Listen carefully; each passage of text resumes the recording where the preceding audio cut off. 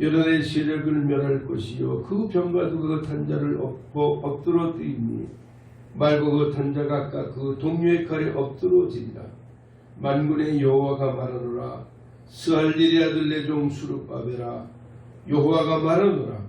그날에 내가 너를 세우고 너를 인장으로 삼으리니 이는 내가 너를 택하였음이니라. 만군의 여호와의 말이니라 하시니라. 아멘. 23절 말씀까지 보았습니다. 오랜 기억이 납니다. 한국에는 모든 제품들 또 모든 공산품들을 인증해주는 제도가 있습니다. 그래서 쉽게 말하면 KS 마크라 그렇게 말합니다. 1962년 이 나라가 산업발전과 소비자의 보호를 위해 세운 정책입니다. 물론 세월이 많이 갔습니다마는 1963년철 KS 인증 제품인 백열 전구를 시작으로 1980년대까지의 최고의 품질을 인증해주는 제도로 KS 마크라고 하는 이 제도가 지금까지도 시행이 되고 있습니다. 그래서 우리들은 사람과의 관계를 가질 때에 저 사람은 KS 마크 같은 사람이야 이렇게 말합니다. 그래서 뭐냐면 어느 환경 무엇을 하든 그 사람의 행동이나 그 사람의 말이나 그 사람의 인격이나 그 사람이 활동하는 모든 것들을 인정해 줄 수 있을 때 저 사람은 KS 마크 같은 사람이야 그렇게 말해 주게 된다라고 하는 사실입니다. 학개서에 보면은 이제 우리가 많이 읽지 않는 짧은 2장의 말씀입니다만은 이 학개서의 내용 가운데에는 네 부류의 사람들에게 교훈을 주고 설교하는 그 내용들이 들어있음을 볼 수 있습니다. 먼저 1장 12절의 말씀을 보면은 유다 총독 수르바벨과 여호사닥의 아들 대제사장 여호수아를 향한 말씀, 교훈, 설교의 내용이 기록이 되어져 있음을 우리에게 고지해주고 있습니다. 두 번째는 2장 2절인데 총독 수르바벨과 대제사장 여호수아 그리고 남은 백성들을 묶어서 이제 설교와 교훈의 내용을 주고 있는 말씀이 기록이 되어져 있습니다. 그 다음에 2장 11절에는 제사장에게 주는 교훈의 말씀이 기록이 되어져 있습니다. 그 다음에 2장 21절의 말씀을 보면 유다 총독 수르바벨을 향하여 개인적으로 준 하나님의 말씀과 교훈이 기록이 되어져 있습니다. 한마디로 말씀을 드리면 하나님의 사람 수르바벨을 향하여 너는 여호와께 인정받아 하나님께 인정받아라. 하나님 앞에 인정받은 하나님의 사람이 되라라고 하는 그런 내용이 여기에 기록되어져 있다라고 하는 사실입니다. 조금 이해하기 어렵습니다. 마음과 닿기가 굉장히 어려운 하나님의 말씀입니다만은 하나님의 거룩한 임재를 체험하고 마음속에 내재하시는 하나님의 음성을 들으며 그 다음에 하나님과 연합되어서 하나님 앞에 인정받는 하나님의 사람이 되라. 그것이 이 성경의 말씀이라고 하는 사실입니다. 아멘. 그런데 여기 내용을 보면 하나님께서 이제 이 사람에게 주는 호칭이 있습니다. 스알리의 아들 내 종 수르바벨이라고 했습니다. 자, 여기는 이제 그의 가족을 말하는데 중요한 것은 이 수르바벨을 향해서 뭐라 했습니까? 나의 종이라 그렇게 표현해 주겠다라고 하는 사실입니다. 이 성경의 말씀을 보면 간단히 그냥 내 종, 나의 종 그렇게 우리는 흘려들을 수 있습니다만은 그 안에는 깊은 뜻이 들어있다라고 하는 사실입니다. 하나님이 특별히 선택하셔서 하나님의 일꾼으로 세우고 하나님의 사역자로 세우실 때에 분명히 성을 보면 나의 종국은 내 종이라고 하는 대단히 명예스러운 호칭을 하고 있는 사실을 성경에서 발견해 줄 수 있습니다. 이번엔 여호수아서 1장 7절에 보면은 모세를 향하여 분명히 내종 모세라고 하는 말로 성경은 그렇게 설명해 주고 있는 것을 볼 수 있다라고 하는 사실입니다. 오늘 여러분, 이 말은 대단히 중요하고도 좋은 내용입니다. 우리는 하나님과 나와 일대의 관계로 생각해 볼 때에 하나님께서 인정하시는 하나님의 종들이 되기를 주로 축원합니다.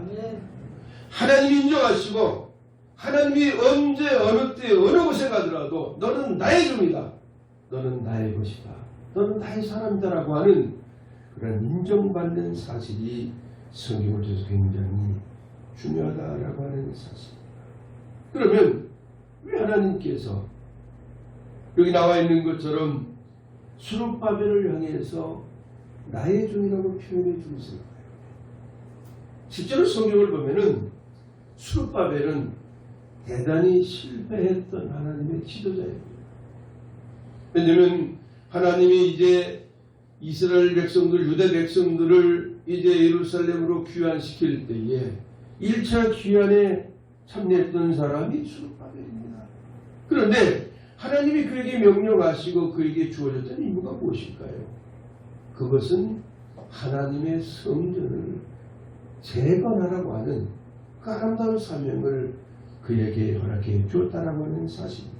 아멘. 그런데 하나님의 거룩한 전을 재건할 이제 의무를 받고 사명, 다시 말하면 이제 콜링을 받은 그가 무능한 지도자의 모습밖에는 보이지 못했다라고 하는 사실입니다. 하나님이 말씀하셨는데 하나님 믿고 끝까지 이를 추진해야 됐는데 이를 추진하지 못했습니다. 외적들이 반대할 때에 그 반대에 무릎을 꿇고 말았습니다. 그 다음에 백성들이 비협조하고 비방하고 따르지 않으니까 그 백성들을 지도할 만한 능력이 그에게는 없었다라고 하는 사실입니다. 이때 백성들은 어떤 모습이었을까요? 16년 동안 하나님의 거룩한 성전에 관심을 두지 아니하고 자기들의 집만 이제 짓고 자기들의 집만 치장하고 자기들이 사는 집만 아름답게 꾸미면서 하나님의 거룩한 성전에는 관심이 없었다라고 하는 사실입니다. 아멘. 이럴 때에 성경에 보면은 하나님은 느헤미야를 부르셔서 성전 건축에 역사하십니다. 그러면 16년 동안 무능하고 하나님의 사명을 감당하지 못했던 그 스룹바벨을 버리셨느냐? 하나님은 그를 버리지 않았습니다. 성경에 보면 그렇게 무능했지만은 그를 책망하는 것이 아니라 너는 나의 종이다. 그 다음에 내가 너에게 뭘 준다고요? 인장을 주겠다라고 약속하시면서 네. 끝까지 하나님의 사랑으로 붙잡아 주시는 하나님의 역사가 오늘 성경에 기록이 되어져 있다라고 하는 것입니다. 우리는 성경을 볼 때마다 모든 사람들이 다 존경을 받을 만한 모습은 아니었습니다. 그러나 하나님께서 인정한 사람들이 많습니다. 하나님은 애굽으로 내려가는 그 과정에서 자신의 아내를 유일하게 속이고 약속의 아들을 이제 기다리지 못하고 척을 자식을 생산한 아브라함을 하나님 버리셨습니까? 그를 버리지 않았습니다. 그를 내 종이라고 인도하시면서 너의 후손을 통해서 나의 약속 있는 아들의 기업을 물을 것이라고 그렇게 성경은 약속해 주고 있다라고 하는 사실입니다. 아멘. 살인하고 도망자 신세에 불과했던 모세를 하나님 버리셨습니까? 절대 그를 버리지 않았습니다. 성경을 보면은 그에게 하나님은 권능의 역사를 입혀주시고 그 다음에 그를 출애굽을 위한 이스라엘의 지도자로 분명히 세워졌다라고 하는 사실입니다. 간음하고 실패했던 다윗을 하나님 버리지 않았습니다. 회개한 그를 가리켜 내 종, 나의 종, 내 선택한 사람이라고 말씀하시면서 하나님은 다윗을 통해 역사하시고 있었던 것을 볼 수가 있다라고 하는 사실입니다. 아멘. 한때 실패했습니다. 스룹바벨은 실패한 왕이었습니다. 실패한 지도자였습니다.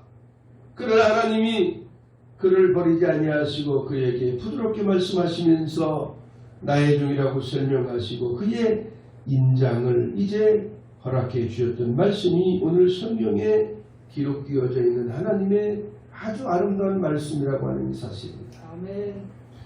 땅속에 갇혀 있는 보석은 밖으로 드러내면 빛을 발합니다. 며칠 전에 텔레비전을 보니까 어떤 어린아이가 이제 무심코 산 1달러짜리 보석이 수백만 원고 하는 이제 다이아몬드였다고 하는 그 이제 방송을 제가 본 적이 있습니다. 다이아몬드는 썩지 않습니다. 변하지 않습니다. 햇빛에 갔다 오면 그 보석은 아름답게 빛나고 보석의 가치를 우리들에게 나타내 주고 있는 것을 볼 수 있다고 하는 것입니다. 작은 불빛이라도 어두운 데 가면 비춰집니다. 그렇죠? 아멘. 작은 불빛이라도 어두운 데 가면 비춰집니다. 불빛이 되지 못하고 우리가 지금 말씀드린 것처럼 뭡니까? 빛을 드러낼 수 있는 광채를 가지고 있지 못할 때에 그 생명이 없는 것이지. 아멘.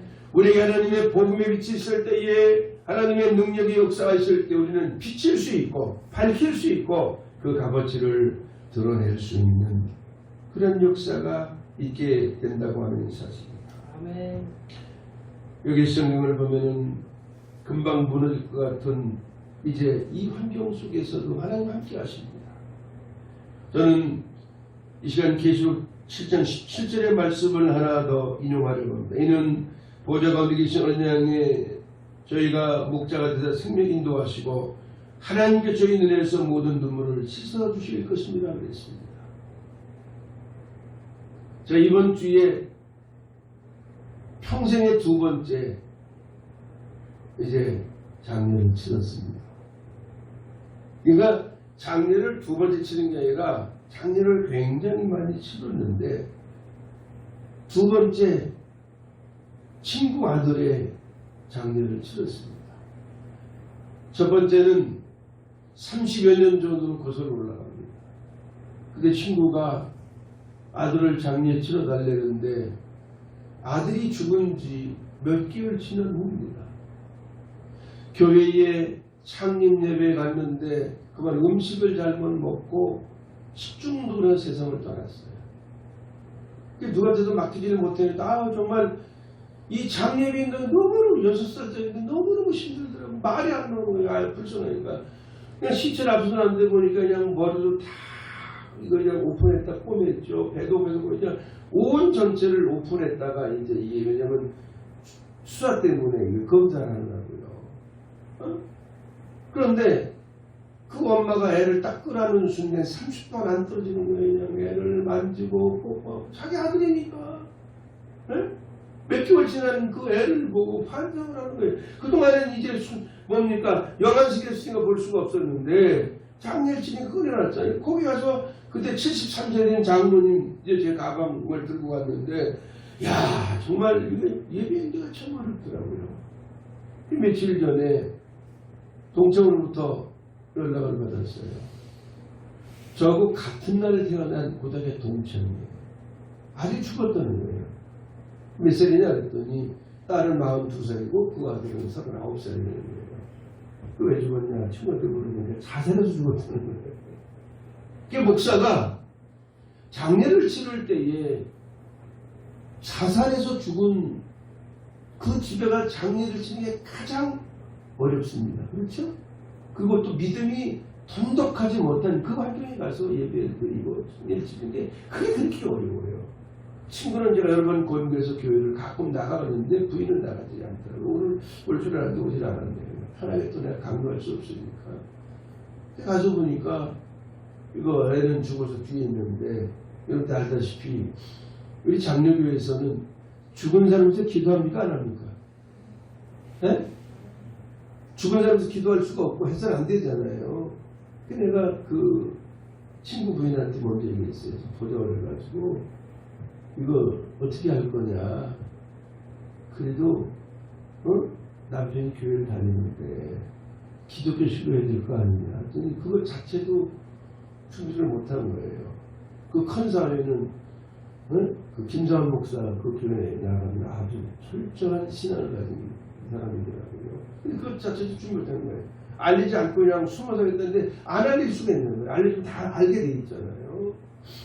그게 이제 얘기를 했죠. 내가 장례는 치러줄 수 있는데 죽은 아이를 위해서는 내가 기도해 줄 수 없습니다. 이해하십시오. 내가 유족들을 위로하고 당신들을 위해서는 내 말씀을 정확히 할 수 있지만 또 친구한테 그런 얘기를 했어요. 그래도 예배를 드리는 게 좋겠다 했는데 원래 여러분 그 제가 우리 교인들이면 다 그렇게 지도하겠죠. 자식이 죽었을 때 그냥 장례식장에서 끝내야지 그 화장장에는 가는 게 아니에요. 원래 그렇죠? 화장장에 가는 게 아니야. 그냥 그 불 속에 들어가는 거 그냥 정신 왔다 갔다 하더란 말이에요. 엄마가요. 그 아버지도 그렇고 원래 그래서 부모는 안 가는 거예요. 그래서 가지 마라 소리를 했다가 너무 이제 또 뭐 심하게 많이 와서 그 순간 끝나서 한 10분 정도 된 다음에 가서 위로하고 모은 식구들 손을 잡고 기도하고 찬송하고 그러고 오면서 그 얘기를 했어요. 유골함은 보지 말아라. 부모가. 그 부모는 평생에 마음에 남잖아요. 그렇죠? 요만한 그 유골함에 대해서 뼈가 되어지고 남고 평생 남는다는 마음속에 부모가 그렇죠? 그럼 생각해보세요. 가장 불효하는 놈이 뭐예요? 부모를 놔두고 먼저 가는 거 아니에요? 부모를 놔두고 아픈 거라든지. 제가 이 말씀이에요. 우리 믿음의 사람들은 이 땅에서 슬프고 괴로워하고 결국 하나님 나라에서 우리의 눈물을 닦아줄 하나님의 역사, 이 소망이 있기 때문에 우리는 참고 있다는 거 아니겠습니까? 아멘. 주의 종 일이 매우 어렵습니다. 화려해 보여도 매우 어렵습니다. 목사의 삶이 쉬운 게 아니에요. 44년 목회하면서 수없이 많은 무게싸움을 당하고 수없이 많은 모욕을 당하고 수없이 많은 오해를 받아도 이걸 말할 수가 없잖아요. 참 주일날 이런 설교가 참 좋은 설교는 아닌데 제가 잠깐 모 지역에서 목회하는데 이 안 교회에서 11조 사건이 생겼어요. 저를 이렇게 맡기면 관여도 안 하잖아요. 하나님의 일이니까. 근데 이 헌금이 자꾸 쉽게 말하면 부족한 거야. 교인들이 헌금을 했으면 주변에 나가야 되는데 헌금 맡긴 분이 이제 그 대위 출신인데 그때 당시에 좀 어려워가지고 김밥을 만들어 새벽에 파는 그런 일을 하더라고요. 근데 뭐 교회 집사하고 그 다음에 헌금 관리할 수 있는 능력을 했는데 자꾸 모자라. 말을 안 했는데 이제 또 알게 됐는데 어느 성도 하나가 제가 11조 했는데 이게 안 보인다는 거예요. 그래요? 제가 사직해 했더니 한 2주간 3주 있다가 그 집사가 뭘 가진 줄 아세요? 11조를 가진 거예요. 나한테. 기도해 주세요. 11조를 왜 가졌을까요? 전에 꼭 혹시 목사님이 쓰지 않았나는 그 시험 때문에 가지고 온 거예요. 그렇죠? 참 이게 얼마나 큰 오해입니까? 목사 10조나 갖다서 그러는 것처럼. 그러니까 작은 일 하나라도 이 목회자는 참 대처해야 될 부분들이 많습니다. 그렇죠? 그런데 여러분 중요한 얘기가 하나 하지요. 그렇게만 우리가 포커스를 맞출 건 아니지만은 주회종은 무조건 하나님께 인정받아야 되잖아요. 또 성도들에게도 신뢰받고 인정을 받아야 돼요. 만약에 이런 문제가 안 된다고 하면 성도들이 교회 나와서 은혜를 받겠냐 그 얘기예요. 그렇다고 무조건이라는 말은 제가 드리지 않겠습니다. 하나님 앞에 인정받는다는 건 굉장히 중요한 것입니다. 감리교 창시자 요한 웨슬레가 대학생이었을 때에 교수가 찾아와서 요한 자네는 예수님이 누구라고 생각하는가? 라고 하는 질문을 했답니다. 그때에 요한 웨슬레가 예수님은 이 세상과 이 세상의 다른 사람 모든 사람을 위해서 돌아가신 이 세상의 구세주입니다. 라고 말했습니다. 말은 맞죠? 이 세상의 모든 사람들 위해서 돌아가신 세상의 구세주입니다. 이 말은 맞아요. 그리고 나서 그가 평생 후회했다고 하는 거예요. 나를 위해서 돌아가시고 나의 구세주입니다라고 하는 그 말을 들으면 얼마나 좋았을까. 그래서 그 88세로 이제 죽음을 눈앞에 두었을 때에 이렇게 고백을 했다는 겁니다. 모든 것 중 가장 좋은 것은 하나님이 누구와? 나와 함께 하신다는 사실이다. 아멘. 그렇죠? 우리라는 말 굉장히 좋습니다. 그러나 더 중요한 나와 관계잖아요. 나와 관계입니다. 나와 함께 하신다. 이것이 자기는 가장 행복한 말씀이라고 하면서 이제 눈을 감았다라고 하는 얘기입니다. 과학자 툼신한 사람도 이제 제자들이 뭡니까? 임종시에 물어보니까 선생님께서 발견하신 것 중에 최대의 발견은 무엇입니까? 라고 과학자에게 물었을 때에 그가 이렇게 답했다고 하는 사실입니다. 내 생에서 가장 큰 발견은 예수 그리스도를 발견한 것이다. 아멘. 과학도 의학도 모든 이제 분야에서 성경이 답입니다. 그렇죠? 그래서 의사들 가운데에도 신앙을 가진 사람은 정말로 믿음이 좋습니다. 과학을 하는 사람들 가운데에서도 어떻습니까? 정말 신앙이 좋은 사람들은 아주 성경에 깊이 빠져 있습니다. 경제학, 물리학, 생명공학 모든 것에 대한 사상이 하나님 말씀인 성경에 있다라고 하는 사실입니다. 그래서 지식인들이 성경을 믿고 하나님을 믿으면 더 잘 믿을 수 있다는 것이 어떻게 보면 아름다운 통계가 아닌가 그렇게 생각해 봅니다. 어느 날 밤중에 몰래 찾아온 디모데에게 니고데모에게 예수님은 이렇게 말합니다. 진실로 진실로 내가 내게 이르노니 사람이 물과 성령으로 거듭나지 아니하면 어디에 들어갈 수 없다. 하나님의 나라에 들어갈 수 없다라고 하는 것입니다. 여러분 거듭남의 체험이 확실하시기를 바랍니다. 확실하시길 바랍니다. 제가 지난 수요일 날 정말 모처럼 기회를 하니 안 하니 해서 여기에 온 사람들한테 처음 설교를 했어요. 제가 설교를 잘 안 하잖아요. 그러니까 이제 월요일도 모임 갖고 수요일에도 모임이 있고 그 다음에 목요일도 모임인데 이 모임은 사람들이 많이 모이는데 수요일에는 어떻게 보면 다 자기들 나름대로 은퇴한 장로 목사들이니까 이제 신앙생활 오래 한 사람들이잖아요. 다 저런 색깔이 있잖아요. 그때 제가 교회 설교한 그 말씀을 다시 한번 내가 다니엘이냐 하는 설교에 대한 내용을 했잖아요. 이제 와서 보니까 조금 맥도 있고 그 안에 하이델 일도 있고 뭐 이번에 목사 되겠다고 2명 장로가 70대에 고백을 하고 그래서 단순히 그 설교를 50분 했어요. 그러니 사회 보던 장로가 눈물을 흘리고 그냥 막 격해서 막 그러고 여기 앉아있던 이상열 장로 뭐 대단한 사람이 자기 나름대로는 사회적인 공부 많이 하고 또 저한테 신학 공부를 했는데 이런 설교를 들어봤습니다. 이러면서 막 그러니까 막 이런 사람들이 은혜를 받고 그래서 이제 사명에 대한 분명한 얘기를 목사 되기 전에 제가 그렇게 심어줬어요. 이번에 70대 장로 4명 정도가 목사 안수를 하요. 아주 오래간만에 제가 저는 목사 안수를 막 하는 사람이 아니잖아요. 그럼 나이 먹어서도 사명 따라 사명을 완수해서 하는 게 목사 직위기 중요한 거예요. 오늘 여기 성경을 보면은 이제 분명히 이제 수르바벨에게 말합니다. 너는 나의 주인으로 말했고 그때 뭐를 말할까? 나의 뭐를? 인장을 너희는 주라. 만약 내가 여러분 교회에 대한 인장을 여러분들에게 준다고 그러면 내가 이 교회에 대한 인장을 여러분들에게 준다고 다른 예를 들어요. 왕이 신하에게 인장을 준다고 예를 들어보세요. 그럼 찍으면 그건 왕이 찍은 거나 마찬가지 아니에요. 에? 내가 여러분들에게 자 이걸 찍으세요 하고 이 도장을 주면 이거는 찍는 여러분들이 찍어도 이거는 제가 찍은 겁니다. 오늘 성경을 보면은 하나님께서 수르바벨에게 뭘 준다고요? 인장을 준다고 말씀했어요. 인정이 되거든요.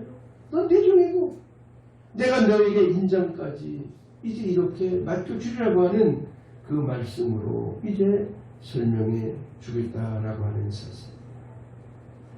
말씀을 정리해보자. 여러분 신앙인으로 인정받기 바랍니다. 하나님의 일꾼으로 인정받으시기 바랍니다. 어떤 경우라도 정말 하나님께서 나에게 결제할 수 있는 인장을 주듯이 나를 믿고 나를 신뢰하고 나를 정말로 하나님이 필요한 곳에 세울 때마다 여러분들 하나님께 인정받으셔서 하나님의 훌륭한 사역을 감당할 수 있는 남은 생애가 되기를 주의 이름으로 축원합니다. 아멘. 전능하신 하나님 은혜 감사합니다. 부부간에도 서로 인정하지 아니하면 평생을 같이 살 수가 없습니다.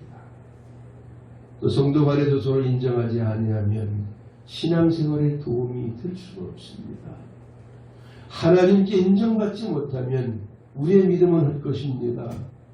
하나님께서 인정하지 아니하면 주의 사역을 감당할 능력이 없습니다. 그러하신 하나님 아버지, 오늘 말씀을 통해 다시 한번 우리가 돌이켜보니 우리의 신앙을 인정받게 하여 주옵소서. 우리의 사역을 인정받게 하여 주옵소서. 어디서 무엇을 하든지 하나님이 나를 인정하시는 거룩한 역사가 내 신앙과 내 생애 속에 일어날 수 있도록 은혜를 베풀어 주옵소서. 감사합니다. 예수님의 거룩하신 이름으로 기도드리옵나이다. 아멘.